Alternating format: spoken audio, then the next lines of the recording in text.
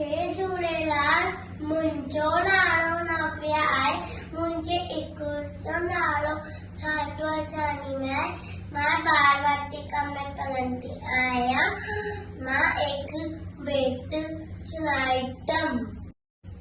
हिकिड़ी हुई पानी रंग जी हुई नानी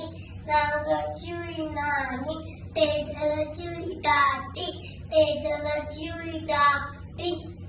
कुत्ते जी हुई काकी चीचे जी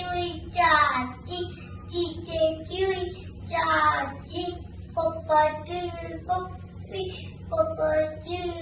पप्पी मोर जी हुई भेण मां कोरे जी माची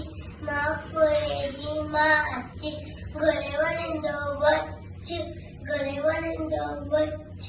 रानी हुई चिरानी जय झूलेलाल।